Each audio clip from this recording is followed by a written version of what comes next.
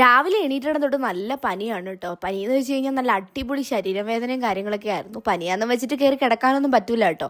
കാരണം എക്സാമൊക്കെ ഇങ്ങനെ അടുത്തോണ്ടിരിക്കുവാണ്. അപ്പം നമുക്ക് ലീവ് എടുക്കാനൊന്നും പറ്റൂല കേട്ടോ. അപ്പം രാവിലെ തന്നെ ഹോസ്പിറ്റലിൽ പോയിട്ടുണ്ടായിരുന്നു. ഹോസ്പിറ്റലിൽ പോയപ്പോൾ ആദൂസിനെയും കൊണ്ട് പോയ കാരണത്താൽ തിരിച്ചു വരുമ്പോൾ ബേക്കറി കയറേണ്ടി വന്നു.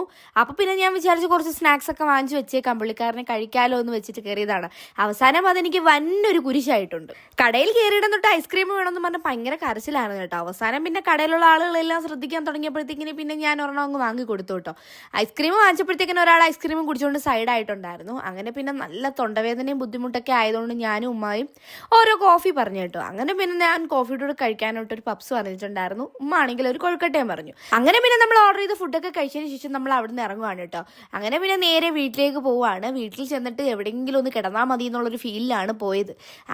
വീട്ടിൽ ചെന്ന് കയറിയപ്പോഴത്തേക്കും എൻ്റെ കയ്യിരിക്കുന്ന പൊതി വാങ്ങിക്കാൻ വേണ്ടിയിട്ട് ഒരു കുട്ടിക്കുറുമ്പത്തി തിന്നോണ്ട് നിന്ന കോലത്തിൽ ഓടി വന്നു കേട്ടോ. അങ്ങനെ പിന്നെ നമ്മൾ കുറച്ച് നേരം റെസ്റ്റ് ഒക്കെ എടുത്തതിന് ശേഷം വൈകുന്നേരം വാപ്പ ഒരു ഫ്രണ്ടിൻ്റെ വീട്ടിൽ പോയിട്ടുണ്ടായിരുന്നു.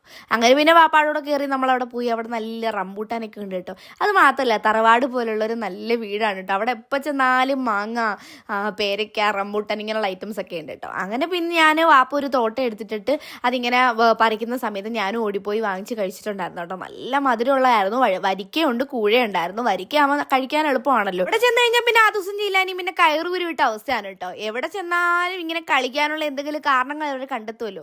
അങ്ങനെ കുറച്ചു നേരം നിന്നതിന് ശേഷം നമ്മൾ അവിടെ നിന്ന് ഇറങ്ങുവാണ് കേട്ടോ. അപ്പൊ അടുത്തൊരു വീഡിയോയിൽ കാണുന്നത് വരേക്കും ബൈ.